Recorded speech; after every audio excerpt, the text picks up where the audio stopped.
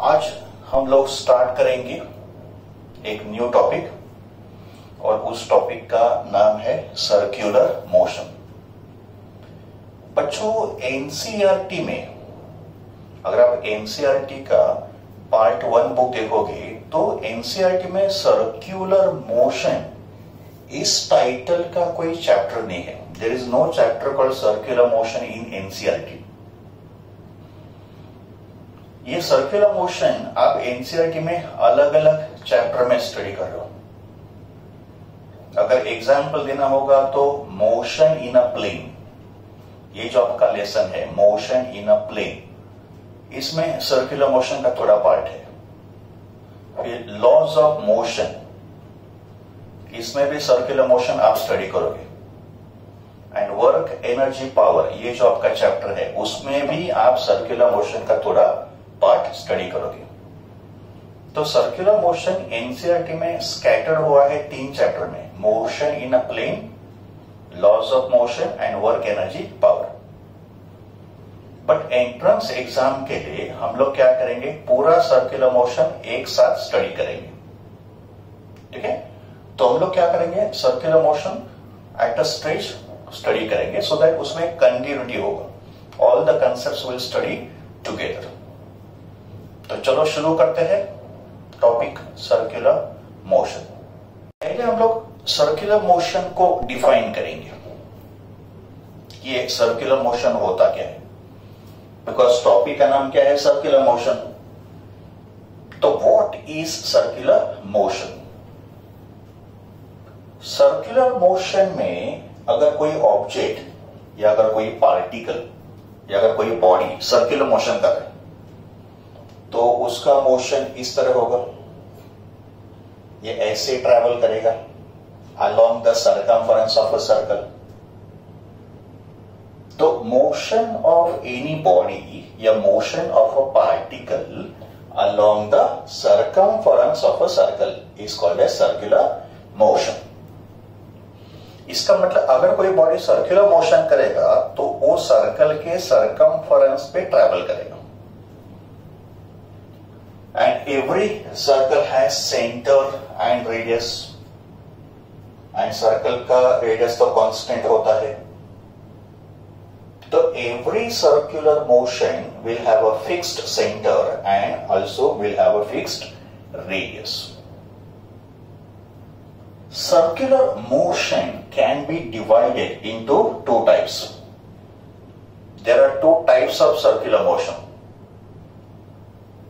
First type is UCM. UCM का मतलब uniform circular motion. UCM का मतलब uniform circular motion. And second type होगा नॉन यूसीएम का मतलब non uniform circular motion. Now ये यूसीएम क्या होता है? As a name indicate, it is uniform circular motion. इसका मतलब इस टाइप के मोशन में बॉडी सर्कमफरेंस पे ट्रैवल करेगा बट उसका जो स्पीड होगा वो कांस्टेंट होगा। तो circular motion with constant speed is uniform circular motion. और we can say motion of a particle along the circumference of a circle with uniform speed. Uniform का मतलब constant is called uniform circular motion. Circular motion में, uniform circular motion में speed constant होगा but velocity change होगा। Speed is scalar quantity, velocity is vector quantity, ये हमको पता है। Okay, and vector quantity possess 2 parts, magnitude and direction. Vector में 2 part होता है, वेक्टर डिस्क्राइब होता है मैग्नीट्यूड और डायरेक्शन से। तो अगर वेलोसिटी वेक्टर है तो velocity will have magnitude and direction. Magnitude of velocity is speed.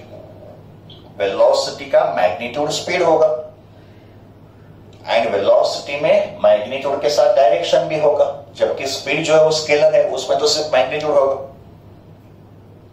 Circular motion में वेलोसिटी का जो डायरेक्शन होगा वो ऐसे टेंजेंशियल होगा, along the tangent. In circular motion, direction of velocity is along the tangent to a circle at a given point. का मतलब at point A, direction of velocity ऐसे tangential होगा in the direction of motion. Circular motion can be either clockwise direction or anti-clockwise direction. जैसे इस diagram में मैंने circular motion को anti clockwise draw किया है. Circular motion can be this way also, clockwise direction also. तो जिस direction में मोशन हो रहा है उस डायरेक्शन में आपको टेंजेंट ड्रॉ करना है सर्कल को at a given point, and that tangent will give you direction of velocity. तो वेलोसिटी का डायरेक्शन कैसे होता है? Tangential, along the tangent to a circle. तो पॉइंट बी का वेलोसिटी ऐसे होगा along the tangent.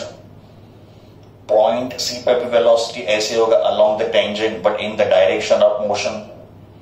Point D पे भी वेलोसिटी ऐसे होगा along the tangent but in the direction of motion. तो अगर आप कंपेयर करोगे point A, point B, point C and point D, तो अगर ये यूनिफॉर्म सर्कुलर मोशन हो रहा है तो इन वेलोसिटी का मैग्नीट्यूड सेम होगा, बिकॉज इन यूसीएम वेलोसिटी का मैग्नीट्यूड सेम होता है. व्हाट इज वेलोसिटी का मैग्नीट्यूड? स्पीड. तो v1 का मैग्नीट्यूड, v2 का मैग्नीट्यूड, v3 का मैग्नीट्यूड और v4 का मैग्नीट्यूड सेम होगा, बट डायरेक्शन तो चेंज हो रहा है ना. वेलोसिटी का डायरेक्शन तो चेंज हो रहा है point to point, and direction change हो गया, इसके लिए वेलोसिटी चेंज हो गया. बिकॉज वेक्टर में दो पार्ट होते हैं, मैग्नीट्यूड एंड डायरेक्शन. अगर दोनों कांस्टेंट है तो फिर वेक्टर कांस्टेंट होगा. अगर दोनों में से कोई एक वैल्यू चेंज होगा तो वेक्टर चेंज होगा. तो यूनिफॉर्म सर्कुलर मोशन में वेलोसिटी का मैग्नीट्यूड कांस्टेंट है बट डायरेक्शन चेंज हो रहा है, एंड वेलोसिटी का डायरेक्शन चेंज हो गया, इसके लिए वेलोसिटी चेंज हो गया. तो in uniform circular motion speed, that is magnitude of velocity, is constant, but direction of velocity changes from point to point. That's why velocity changes. And non-uniform circular motion में speed change होगा और velocity भी change होगा. का मतलब non-uniform circular motion में velocity का magnitude भी change होगा और direction भी change होगा. अगर यहां पे speed change हो रहा है so we can have two possibilities. Either speed will increase or speed will decrease. तो अगर स्पीड चेंज हो रहा है का मतलब स्पीड अगर इंक्रीज हो रहा है या डिक्रीज हो रहा है तो उस मोशन को बोलेंगे नॉन यूनिफॉर्म सर्कुलर मोशन. तो in uniform circular motion speed is constant, velocity changes, and velocity क्यों चेंज हो रहा है? Because of the direction. And in non uniform circular motion speed and velocity both keeps on changing. अगर uniform circular motion का example देना होगा, example of circular motion with constant speed, तो motion of earth around the sun, motion of moon around the earth, या motion of electron around the nucleus, या motion of tip of second hand, minute hand, hour hand of a clock, ये सब uniform circular motion के example हो गए.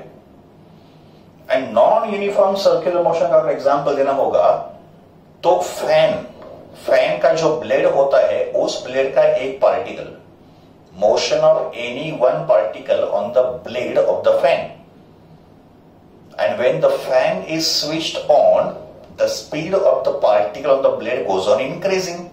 का मतलब वो केस हो गया नॉन यूसीएम का. या अगर मूविंग फैन को हमने स्विच ऑफ किया तो motion of a particle on the blade keeps on decreasing, उसका स्पीड डिक्रीज हो जाएगा. अगर फैन को स्विच ऑफ किया तो even that will be the case of non uniform circular motion. तो ऐसे दो टाइप के सर्कुलर मोशन होंगे, UCM and non UCM. Circular motion is a periodic motion and non-uniform circular motion is a non-periodic motion. What do you mean by periodic motion? Periodic motion क्या होता है? Motion which repeats after a fixed interval of time is called periodic motion. Motion which repeats itself after a fixed interval of time is called periodic motion. का मतलब periodic motion repetitive होता है एक fixed time interval के बाद. Uniform circular motion periodic motion है because in uniform circular motion particle का speed तो कांस्टेंट है. एंड अगर स्पीड कांस्टेंट है तो पार्टिकल को एक रिवॉल्यूशन करने के लिए जो टाइम लगेगा, फर्स्ट रिवॉल्यूशन में जो टाइम लगेगा वही टाइम में उसका सेकंड रिवॉल्यूशन भी होगा. इसका मतलब उसका every revolution is completed after same time and that fixed time is called time period of circular motion. Time period जिसका सिंबल कैपिटल T होता है, time period, it is a time taken by the particle to complete one revolution. तो time period constant होगा. For example, suppose time period of UCM is 6 seconds.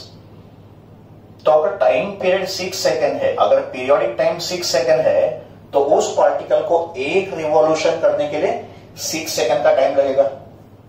का मतलब उसका हर एक revolution 6 second में होगा बिकॉज स्पीड कांस्टेंट है.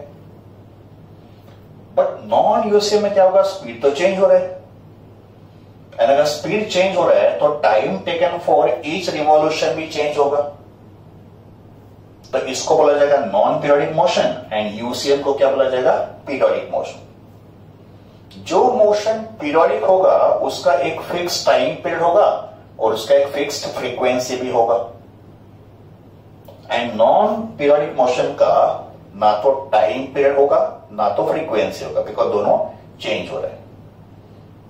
तो UCM is a periodic motion and non UCM is a non periodic motion. Let us study some basic terms of circular motion. उसमें सबसे पहला टर्म होगा radius vector. Radius vector is also called position vector. इसका symbol होगा vector are. अगर कोई particle circular motion कर रहा है तो particle performing circular motion will travel along the circumference of the circle. And circular motion can be performed either in the anti-clockwise direction or in the clockwise direction. Suppose एक particle anti-clockwise circular motion कर रहा है और A, B, C और D उसके instantaneous positions है. का मतलब एक पर्टिकुलर इंस्टेंट पे पार्टिकल A पे था, आफ्टर सम टाइम वो B पे चला गया, उसके बाद आफ्टर सम टाइम वो पॉइंट C पे आ गया एंड आफ्टर सम टाइम वापस D पे आके A, B, C, D ऐसे उसके अलग अलग पोजीशंस होंगे. अभी इन पोजीशंस को हमको डिस्क्राइब करना है with respect to centre of a circle. We have to describe position of a particle with respect to center of a circle, and that position can be described with the help of one vector, and that vector is called radius vector. तो radius vector या position vector particle के position को describe करेगा with respect to centre. Suppose particle position A पे है तो इस position को डिस्क्राइब करने के लिए एक वेक्टर ड्रॉ करेंगे और ये वेक्टर सर्कल के सेंटर से स्टार्ट होगा और पार्टिकल के पोजीशन पे एंड होगा. तो starting point of the vector is O and end point of the vector is A. का मतलब वेक्टर कौन सा बन गया, वेक्टर OA. तो this vector OA will be called as radius vector of a particle at point A.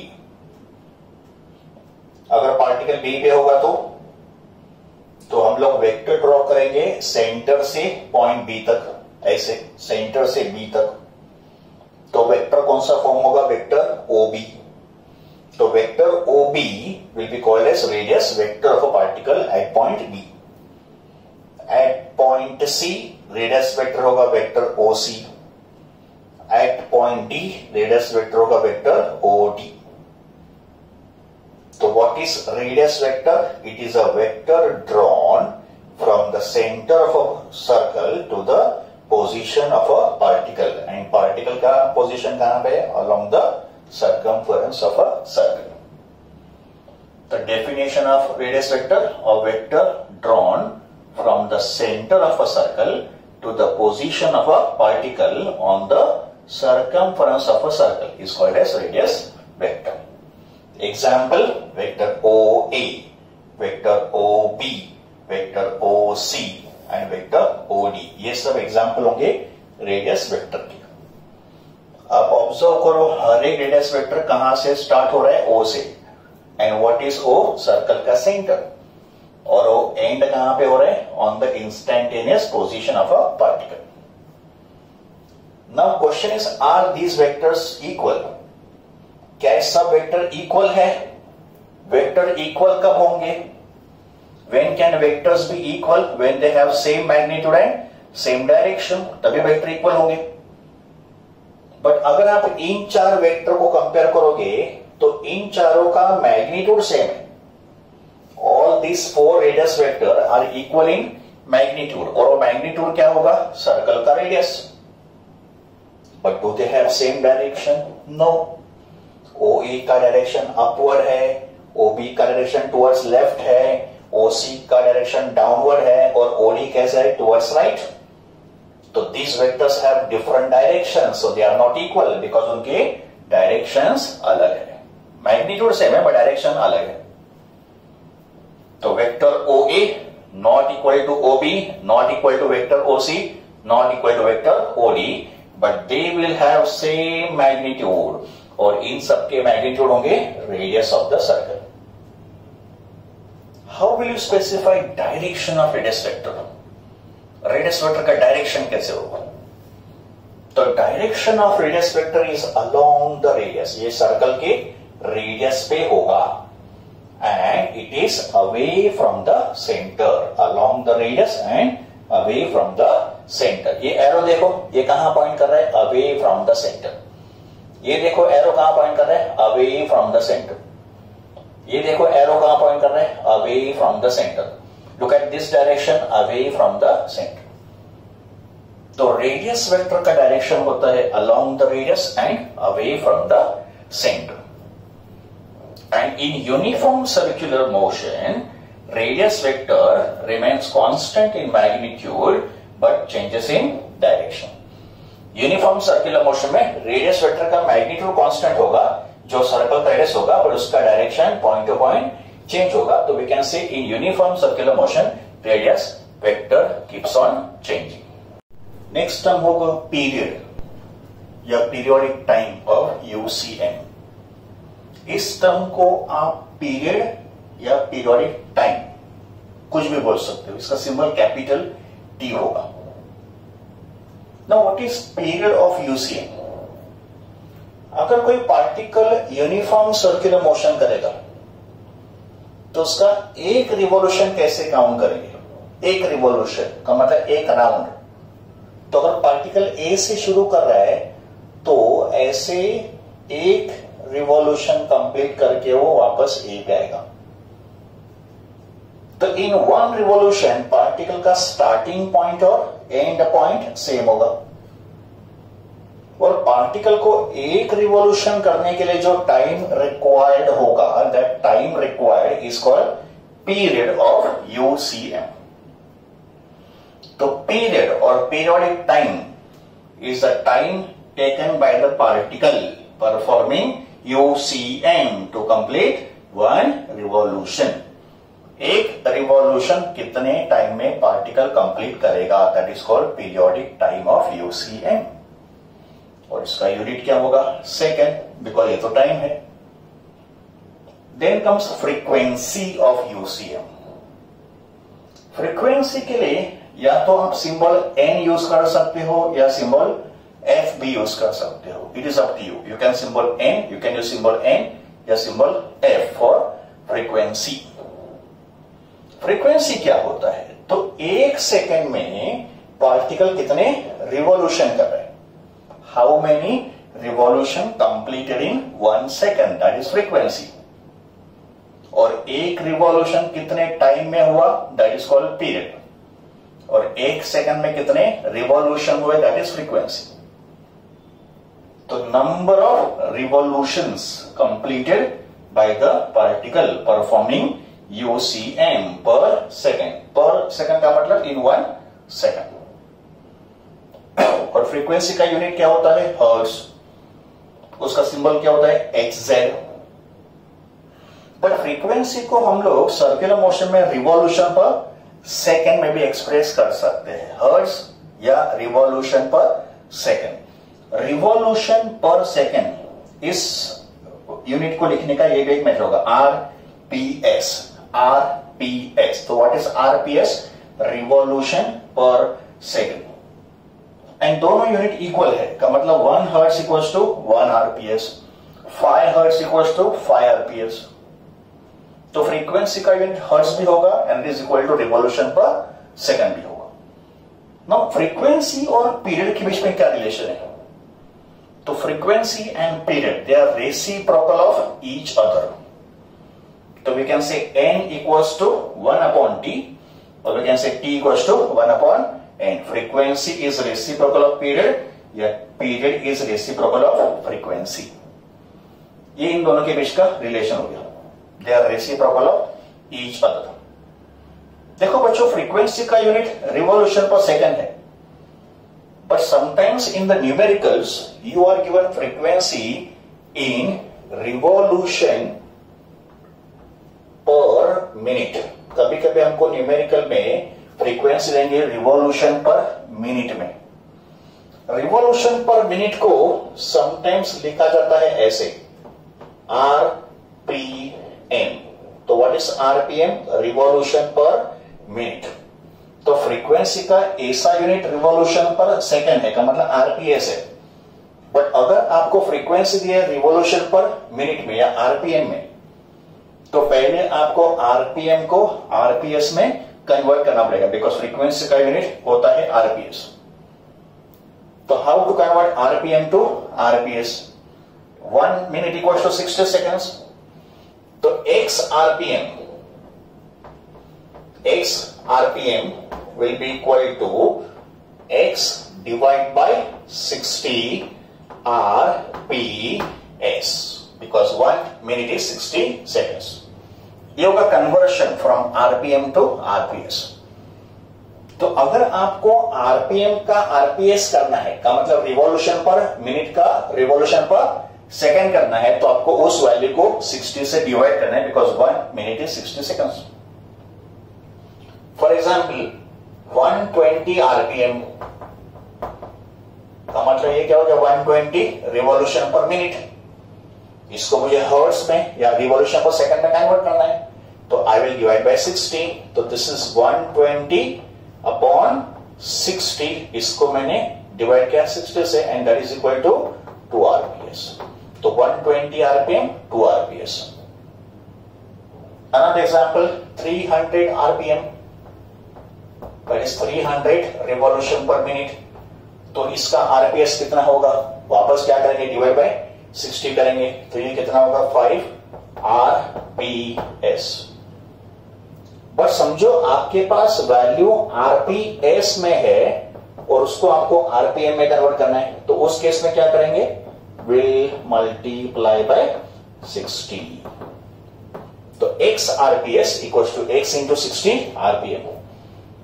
तो RPS का RPM करने के लिए मल्टीप्लाई बाय 60 एंड RPM का RPS करने के लिए डिवाइड बाय 60। तो इस पॉइंट को याद रखो, अगर हमको फ्रीक्वेंसी RPM में दिया है उसको पहले RPS में कन्वर्ट करो बाय डिवाइडिंग 60। RPM को RPS कैसे करना है, डिवाइड बाय 60 करना है। तो this is concept of period of UCM and frequency of UCM.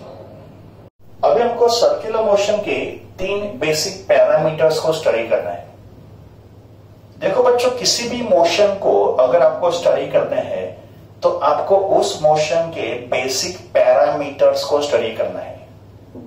और वो कौन से पैरामीटर्स होते हैं, डिस्प्लेसमेंट, वेलोसिटी एंड एक्सेलरेशन। तो since we are studying circular motion, we'll try to find out what is displacement, velocity and acceleration of a body performing circular motion. And to understand these three terms, we'll compare these three terms with that of linear motion. Because ये आपने पहले study किया है, अभी आपको इन तीनों को study करना है सर्कुलर मोशन में. तो हम लोग क्या करेंगे, इन दो मोशन को कंपेयर करेंगे. एक तरफ होगा linear motion. Linear motion is also called translational motion. Linear motion का मतलब motion along a straight path या स्ट्रेट लाइन. तो लीनियर मोशन या ट्रांसलेशनल मोशन को कंपेयर करेंगे विथ सर्कुलर मोशन. ये हो गया कंपैरिजन या एनालॉजी. लीनियर मोशन में body possess linear displacement symbol S, linear velocity symbol V, linear acceleration symbol E. तो SVA linear displacement, linear velocity, linear acceleration. Now this linear terms becomes angular in circular motion. का मतलब circular motion में linear values बन जाते हैं angular. तो body अगर circular motion करेगा तो body will have angular displacement symbol theta, body will have angular velocity symbol omega, and body will have angular acceleration symbol alpha. तो theta, omega and alpha. This is Greek alphabet omega. तो theta, omega and alpha. तो अभी जब आप circular motion study करोगे या उसके बाद और मोशन को स्टडी करोगे, तो जब भी आप वेलोसिटी, डिस्प्लेसमेंट या एक्सेलरेशन वर्ड यूज करोगे, you have to be specific. कि यदि आप डिस्प्लेसमेंट बोल रहे हो तो ये लीनियर डिस्प्लेसमेंट है कि एंगुलर डिस्प्लेसमेंट, ये भी आपको स्पेसिफाई करना पड़ेगा. जब आप वेलोसिटी के बारे में डिस्कस कर रहे हो तो वेलोसिटी किस टाइप का है ये भी आपको स्पेसिफाई करना पड़ेगा. बिकॉज डिस्प्लेसमेंट, वेलोसिटी और एक्सेलरेशन के देखो दो टाइप होंगे. एक होगा लीनियर, दूसरा होगा एंगुलर. तो when you say velocity you will have to specify कि आप लीनियर वेलोसिटी बोल रहे हो कि एंगुलर वेलोसिटी बोल रहे हो. When use the word acceleration you have to be very particular कि you are talking about linear acceleration की angular acceleration, because there are two types of displacement, two types of velocity and two types of acceleration. Linear velocity is a rate of change of linear displacement. तो v होता है ds by dt. ds by dt का मतलब rate of change of linear displacement with respect to time. And linear acceleration क्या होता है? It is a rate of change of linear velocity. तो a होता है dv by dt, v होता है ds by dt. अभी हमको क्या करना है, इन तीन टर्म को स्टडी करना है वन बाय वन. तो पहले हम लोग शुरू करेंगे एंगुलर डिस्प्लेसमेंट, उसके बाद स्टडी करेंगे एंगुलर वेलोसिटी और उसके बाद स्टडी करेंगे एंगुलर एक्सेलरेशन. और इन तीनों को स्टडी करने के बाद फिर हम लोग देखेंगे कि लीनियर और एंगुलर वैल्यूज के बीच में क्या रिलेशन होता है. इन दोनों के बीच में क्या रिलेशन होगा, इन दोनों के बीच में क्या रिलेशन होगा, इन दोनों के बीच में क्या रिलेशन होगा, ये हमको स्टडी करना है इसके बाद. तो पहले हम लोग शुरू करेंगे एंगुलर डिस्प्लेसमेंट.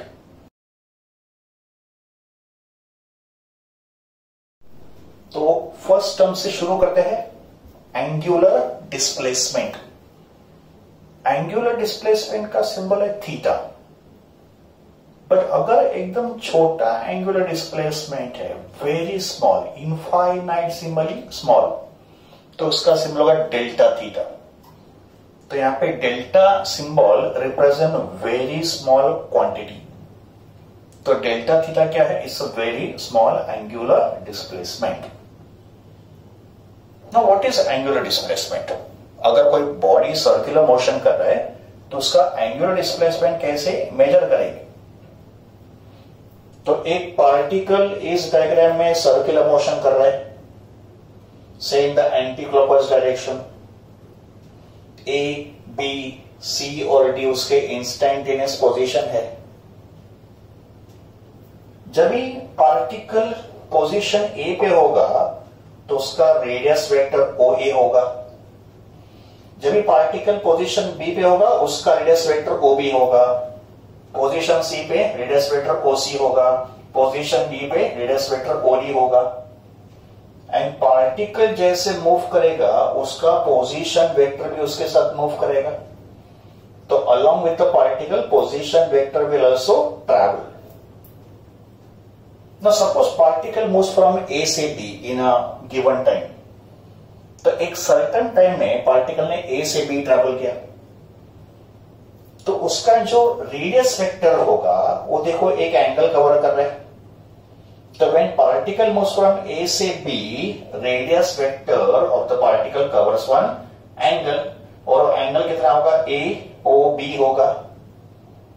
तो रेडियस वेक्टर जो एंगल कवर करेगा या एंगल डिस्क्राइब करेगा या एंगल ट्रेस करेगा, उस एंगल को बोलेंगे angular displacement of a particle.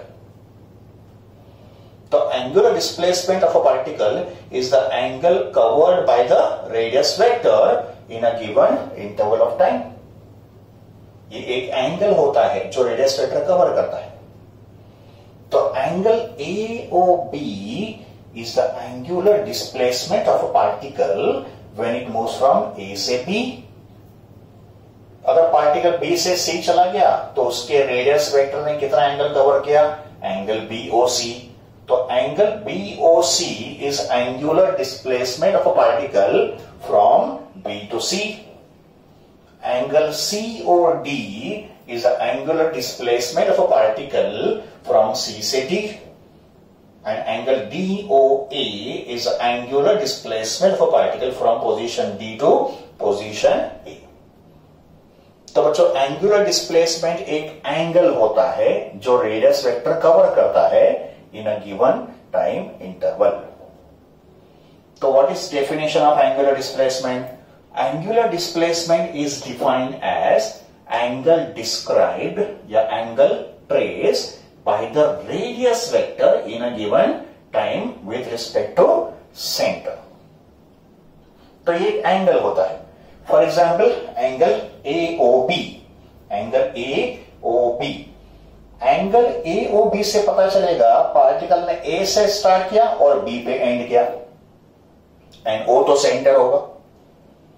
Angle BOC, angle BOC, angle BOC से पता चलेगा पार्टिकल ने B से स्टार्ट किया और पोजीशन C पे खत्म किया, एंड किया, और O होगा सेंटर. एंगल COD का मतलब particle start from C and it ends at D. तो ये होंगे examples of angular displacement. Angular displacement का यूनिट क्या होगा? तो एंगुलर डिस्प्लेसमेंट का यूनिट होगा रेडियन, जो एंगल का यूनिट है. SI unit of angle is radian, और एंगुलर डिस्प्लेसमेंट एक एंगल को रिप्रेजेंट कर रहा है तो उसका भी यूनिट रेडियन होगा, और रेडियन का सिंबल होगा RAD, ये उसका सिंबल होगा RAD. एंगल एक डायमेंशनलेस क्वांटिटी है. We know that angle has no dimensions, it's a dimensionless quantity. तो एंगुलर डिस्प्लेसमेंट भी डायमेंशनलेस होगा बिकॉज ये तो एंगल है. तो it is M0, L0, T0. It's a dimensionless quantity. एक रिवॉल्यूशन में एंगुलर डिस्प्लेसमेंट कितना होगा? एक रिवॉल्यूशन समझो A से स्टार्ट किया और एक रिवॉल्यूशन के बाद वापस A पे आएगा तो कितना एंगल कवर करेगा? 360 डिग्री कवर करेगा, and 360 degree corresponds to 2 pi radian. तो angular displacement of a particle in one revolution is 2 pi radian. का मतलब एक रिवॉल्यूशन में पार्टिकल 360 डिग्री या 2 पाई रेडियन का एंगल कवर करेगा. तो फिर दो रिवॉल्यूशन में कितना एंगुलर डिस्प्लेसमेंट होगा? It is 2 into 2 pi, that is 4 pi radian. तो फिर 3 रिवॉल्यूशन में एंगुलर डिस्प्लेसमेंट कितना होगा? 3 into 2 pi, that is 6 pi radian. तो in n revolutions angular displacement is 2 pi n radians. ये फॉर्मूला आपको बच्चों याद रखना है, angular displacement in n revolutions. तो n रिवॉल्यूशन में एंगुलर डिस्प्लेसमेंट कितना होता है? 2 pi n, where n stands for number of revolutions. Let us now try to find out direction of angular displacement. अब हम लोग डिस्कस करेंगे एंगुलर डिस्प्लेसमेंट का डायरेक्शन कैसे होता है. Of angular displacement. Direction of angular displacement is perpendicular to the plane of circular motion.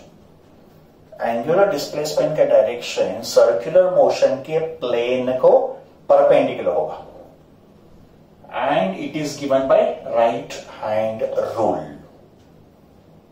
सबसे पहले मैंने यहां पे दो डायग्राम ड्रॉ किए और यहां पे सर्कुलर मोशन का प्लेन ऑब्जर्व करो, हॉरिजॉन्टल है का मतलब पार्टिकल ऐसे रिवॉल्व कर रहे हैं, हॉरिजॉन्टल प्लेन में रिवॉल्व कर रहे हैं। तो यहां पे plane of circular motion is horizontal, पर फर्स्ट डायग्राम में मोशन एंटी क्लॉकवाइज हो रहा है, सेकंड डायग्राम में मोशन क्लॉकवाइज हो रहा है। तो direction of angular displacement is perpendicular to the plane of motion. तो अगर प्लेन ऑफ मोशन हॉरिजॉन्टल होगा तो एंगुलर डिस्प्लेसमेंट वर्टिकल होगा। तो एंगुलर डिस्प्लेसमेंट ऐसे वर्टिकल होगा, but it may be vertical upward या vertically downward. That can be obtained by right hand rule. सबसे पहले to understand right hand rule एक एक्सिस ड्रॉ करो सर्कुलर मोशन का।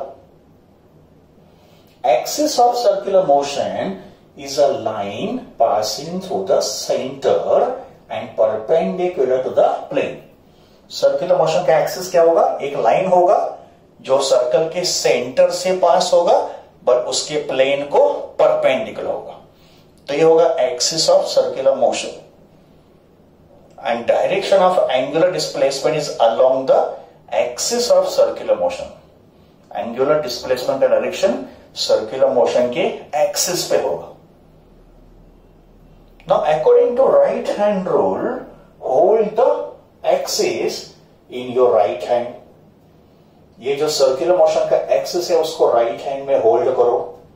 फिंगर्स को ऐसे कर्ल्ड करना है, कर्ल्ड का मतलब वाउंड करना है, और थंब को रखना है straight. Fingers curled and thumb straight. If curl fingers denote direction of angular displacement, अगर curl fingers angular circular motion की डायरेक्शन में है, ये जो कर्ल फिंगर्स है ये मोशन के डायरेक्शन में होंगे, तो thumb will represent direction of angular displacement and this is right hand thumb rule या राइट हैंड रूल। तो राइट हैंड रूल में आपको राइट हैंड के फिंगर्स को सर्कुलर मोशन के डायरेक्शन में कर्ल करता है और थंब जो होगा वो एंगुलर डिस्प्लेसमेंट का डायरेक्शन रिप्रेजेंट करेगा। तो फर्स्ट केस में देखो, फर्स्ट केस में मोशन कैसे हो रहा है? Anti clockwise. तो फिंगर्स को कैसे कर्ल करोगे? Anticlockwise, like this, anticlockwise. तो fingers are in the direction of motion, तो थंब कहां पे? अपवर्ड। तो जहां पे थंब वहां पे एंगुलर डिस्प्लेसमेंट। तो पहले केस में अगर circular motion anti clockwise direction में होगा तो direction of angular displacement upward होगा। ये है मैग्नीट्यूड का मतलब पार्टिकल ए से बी चला गया है, तो ये जो एंगल होगा ये होगा एंगुलर डिस्प्लेसमेंट का मैग्नीट्यूड और ये होगा उसका डायरेक्शन। तो मैग्नीट्यूड एंगल होगा और डायरेक्शन अलोंग द एक्सिस होगा। नाउ सेकंड केस में मोशन क्लॉकवाइज है, तो अगर मोशन क्लॉकवाइज है तो फिर राइट हैंड के फिंगर्स को ऐसे क्लॉकवाइज टर्न करो। तो भी देखो फिंगर्स को मैंने क्लॉकवाइज टर्न किया, तो फिर थंब कहां पे पॉइंट कर रहा है? डाउनवर्ड। तो when motion is clockwise, right hand के फिंगर्स को ऐसे क्लॉकवाइज टर्न करो, थंब कहां पे? डाउनवर्ड। इसका मतलब angular displacement will be in the downward direction. का मतलब पार्टिकल ने बी से ए ट्रैवल किया है, उसका एंगुलर डिस्प्लेसमेंट ये एंगल हुआ है, बट ये होगा उसका मैग्नीट्यूड और ये होगा उसका डायरेक्शन। तो this is right hand rule to find the direction of angular displacement. तो एंटी क्लॉकवाइज मोशन में एंगुलर डिस्प्लेसमेंट अपवर्ड होगा और क्लॉकवाइज डायरेक्शन में एंगुलर डिस्प्लेसमेंट कैसे होगा? डाउनवर्ड डायरेक्शन में होगा। तो एंगुलर डिस्प्लेसमेंट का direction along the axis of circular motion होता है। एंगुलर डिस्प्लेसमेंट के बाद अभी सेकंड टर्म हमारा होगा angular velocity. And what is the symbol of angular velocity? Omega. Now to understand angular velocity, consider one particle performing uniform circular motion in a anti-clockwise direction and let O be the center. फिर ये x axis होगा reference line, तो x axis को हमने assume किया reference line and particle is initially at E का मतलब जब भी आपने पार्टिकल को ऑब्जर्व किया वो इनिशियली A पे था, तभी टाइम था 0 सेकेंड। तो at time equals to 0 second का मतलब initial position of the particle is at E। फिर after time t1 particle A से B चला गया, तो पार्टिकल ने A से B ट्रैवल किया टाइम t1 सेकेंड में and during this time interval उसके रेडियस वेक्टर ने एक एंगल कवर किया, दैट इज एंगल AOB। तो ये जो एंगल AOB होगा ये होगा इसका एंगुलर डिस्प्लेसमेंट, इसको कॉल करेंगे θ1। तो what is θ1? θ1 is angular displacement of a particle in time t1 का मतलब θ1 होगा एंगुलर डिस्प्लेसमेंट फ्रॉम A से B। फिर पार्टिकल B से C चला गया एंड C तक जाके वो उसका टाइम टेकन हो गया t2 का मतलब t2 सेकंड होगा 0 से t2 तक, तो 0 से t1 और 0 से t2 एंड जब ये पार्टिकल C में पहुंचा तभी उसका angular displacement with reference to x axis हो गया θ2 का मतलब एंगल AOC, एंगल AOC हो गया θ2। तो θ2 is angular displacement of a particle in time t2 second. तो t1 टाइम इंटरवल में उसका एंगुलर डिस्प्लेसमेंट θ1 हुआ, t2 सेकंड के बाद उसका एंगुलर डिस्प्लेसमेंट θ2 हो गया। Now consider motion from B to C। अभी पार्टिकल का motion B to C consider करो, तो B टू C में उसका एंगुलर डिस्प्लेसमेंट का चेंज कितना हुआ? तो change in angular displacement from B to C will be θ2 minus θ1। तो ये जो d थीटा है change in angular displacement from B to C ये कितना हो गया? θ2 minus θ1। And what is time taken to travel from B to C? It will be t2 minus t1। तो change in angular displacement from B to C is θ2 minus θ1 जिसको मैंने d theta call किया and time interval is dt which is t2 minus t1। तो फिर change in angular displacement upon change in time इसको बोला जाएगा angular velocity of a particle. The angular velocity is d theta by dt का मतलब it's a rate of change of angular displacement with respect to time. जिस rate से angular displacement होगा, जिस rate से एंगुलर डिस्प्लेसमेंट होगा with time that is called angular velocity. So what is definition of angular velocity? The rate of change of angular displacement with time is called as angular velocity of the particle. अभी ये जो हमने angular velocity define किया है वो होगा average value. तो average angular velocity omega is d theta by dt या delta theta by delta t। आप इसको डेल्टा थीटा डिनोट कर सकते हो, आप इसको डेल्टा t भी डिनोट कर सकते हो, दोनों सिंबल का मीनिंग एक ही है।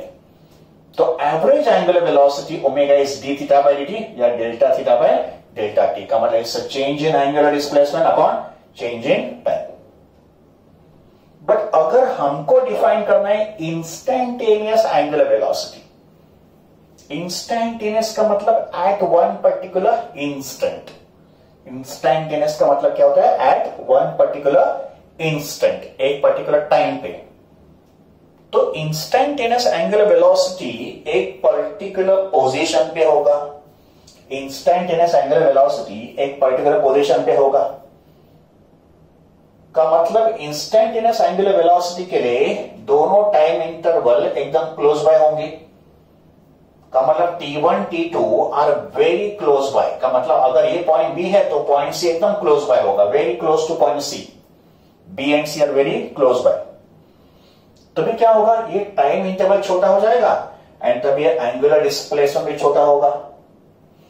तो इंस्टेंटेनियस एंगुलर वेलोसिटी के लिए ये जो टाइम इंटरवल डेल्टा टी होगा dt, it is very small, it tends to 0। ये जो डेल्टा टी होगा ये स्मॉल होगा, it is almost close to 0।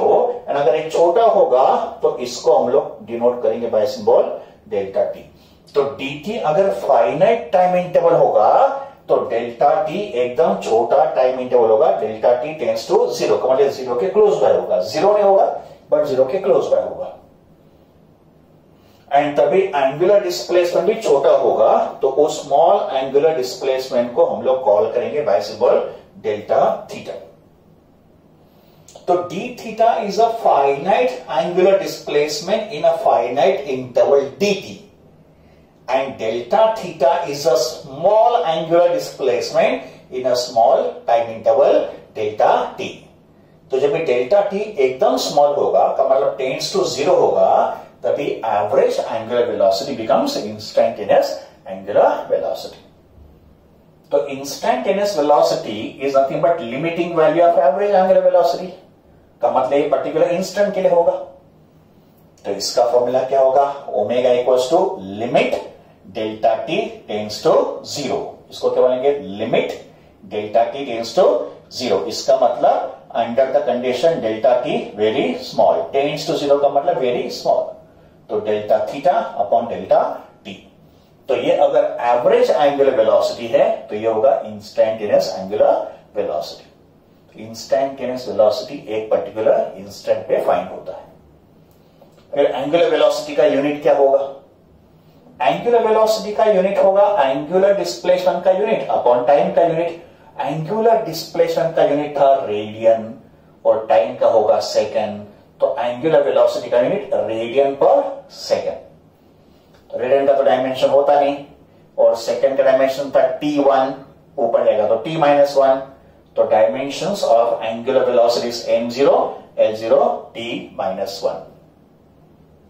देखो एक स्पेशल फॉर्मूला, अगर पार्टिकल एक रिवॉल्यूशन कंप्लीट करेगा, एक रिवॉल्यूशन, तो एक रिवॉल्यूशन में एंगुलर डिस्प्लेसमेंट 2 पाई होता है and time taken for one revolution is capital t, where capital t is called time period. तो ये होंगे थीटा और टाइम के values for one revolution. Now angular velocities angular displacement upon time, ये formula मैंने apply किया, but एक revolution में थीटा होगा 2 पाई, तो थीटा को लेकर 2 पाई और टाइम टेकन कितना होगा वन रिवॉल्यूशन का, कैपिटल टी। तो we can say omega equals to 2 pi by capital t, but 1 upon t reciprocal of time period होता है फ्रीक्वेंसी, तो ये एन क्या है, फ्रीक्वेंसी। तो फॉर्मूला क्या बन गया, omega equals to 2 pi by capital T या 2 pi N. This is angular velocity in terms of time period and this is angular velocity in terms of frequency. बच्चों इस फॉर्मूला को बाय हार्ट कर लो, इसको memorize करो, extremely extremely extremely important formula. Angular velocity is 2 pi by T या angular velocity is 2 pi N. This is angular velocity in terms of time period, this is angular velocity in terms of frequency. इस formula को एकदम से याद रखो because ये formula हमको आगे बहुत बार यूज करना है in numericals and in some other chapter also. Now, after understanding units, definition and dimensions of angular velocity, let us try to find out direction क्या होगा, angular velocity का direction कैसे होगा। Direction of angular velocity is same as direction of angular displacement। का मतलब जिस direction में angular displacement होगा उसी डायरेक्शन में एंगुलर वेलोसिटी भी होगा,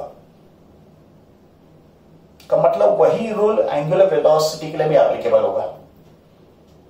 तो एंगुलर वेलोसिटी का direction is perpendicular to the plane of motion and it is given by right hand rule.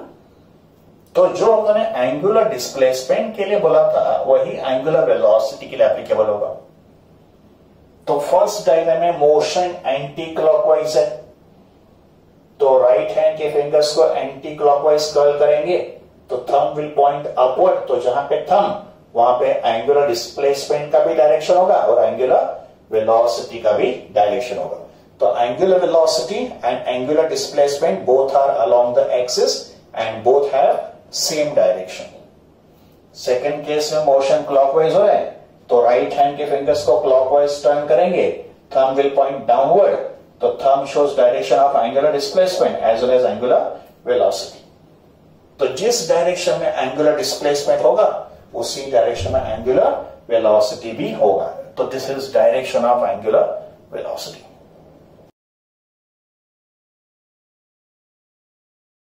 Next term है angular acceleration, and angular acceleration का सिंबल अल्फा।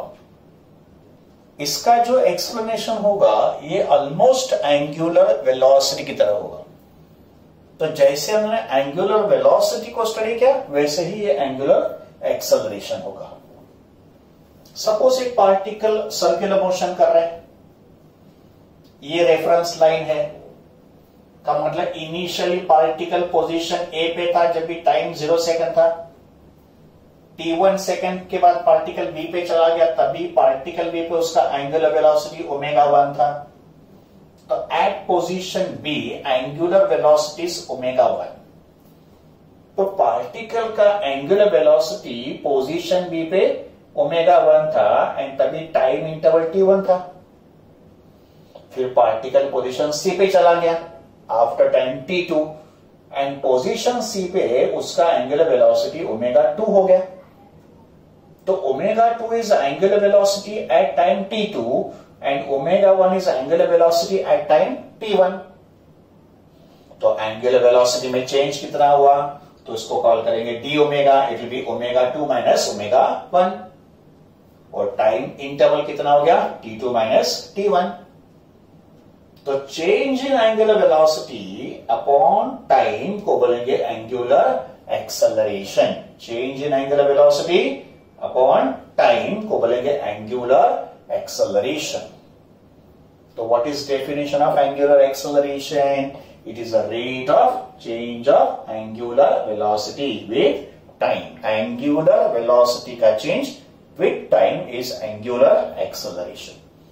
तो एवरेज एंगुलर एक्सेलरेशन को लिखा जाएगा डी ओमेगा बाई डी या delta omega by delta T. Either D omega by D या delta omega by delta T. इसमें भी अगर आपको इंस्टेंटेनियस एंगुलर एक्सेलरेशन डिफाइन करना है, इंस्टेंटेनियस का मतलब एट वन पर्टिकुलर इंस्टेंट, तो उसके लिए बी और सी एकदम क्लोज बाय होंगे। बी और सी अगर एकदम क्लोज बाय होंगे, अगर ये दो पॉइंट एकदम क्लोज बाय होंगे तो एक्सेलरेशन होगा इंस्टेंटेनियस, बट तभी टाइम इंटरवल भी छोटा होगा एंड तभी चेंज ऑफ एंगुलर वेलोसिटी भी छोटा होगा, तो वो एक्सेलरेशन हो जाएगा इंस्टेंटेनियस। तो instantaneous angular acceleration is limit delta t tends to 0 delta omega by delta t. का मतलब अगर टाइम इंटरवल स्मॉल हुआ तो small angular velocity upon small time is instantaneous angular acceleration. इसका यूनिट क्या होगा? यह है angular velocity upon time. Angular velocity का यूनिट क्या था? रेडियन पर सेकेंड।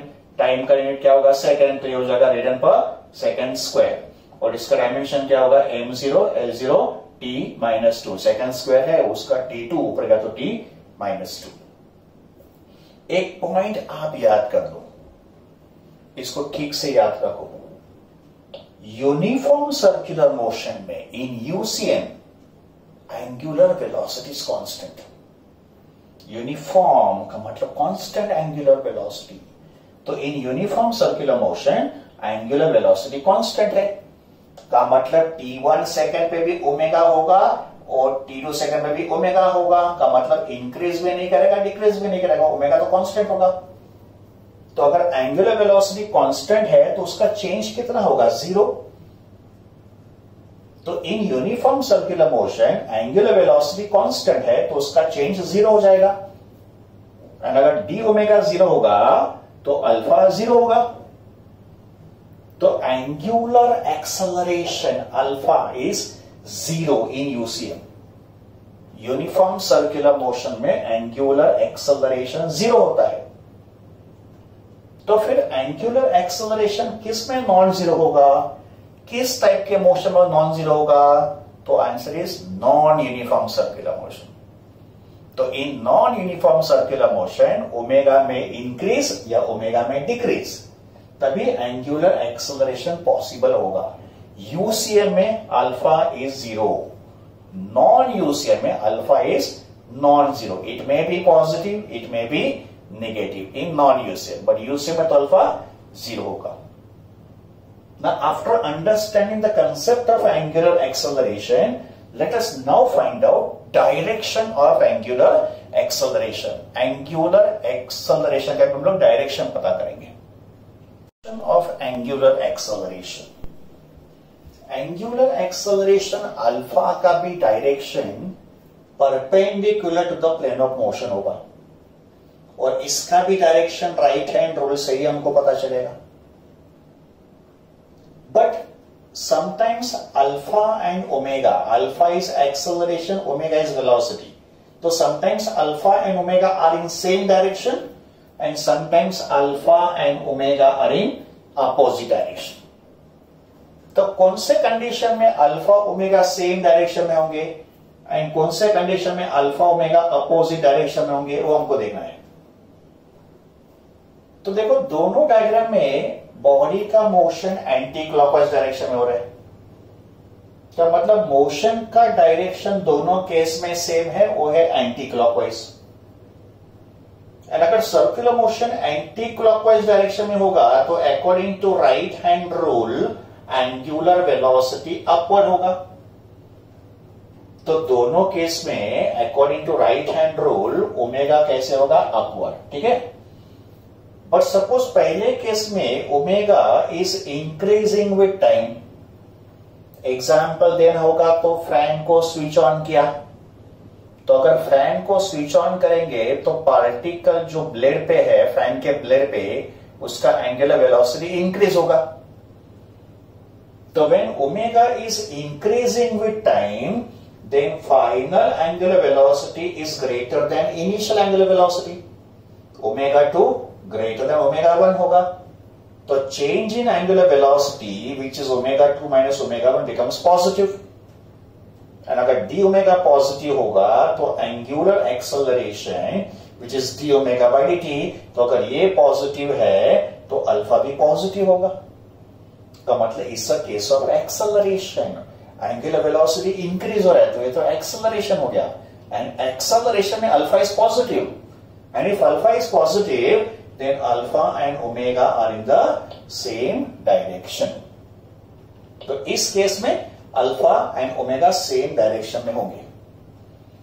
सेकेंड केस में if omega is decreasing with time, example क्या होगा, मूविंग फैन को स्विच ऑफ किया, तो अगर मूविंग फैन को स्विच ऑफ करेंगे तो पार्टिकल का एंगुलर वेलोसिटी विल डिक्रीज, तो omega will decrease with time.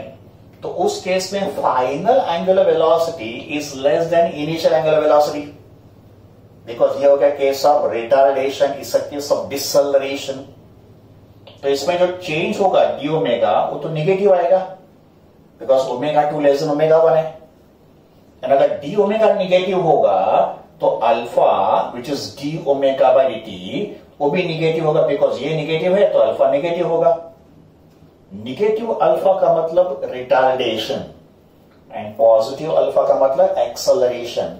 तो यहां पे रिटार्डेशन हो रहा है, यहां पे अल्फा नेगेटिव है, एंड अल्फा नेगेटिव का मतलब omega and alpha are exactly in opposite direction.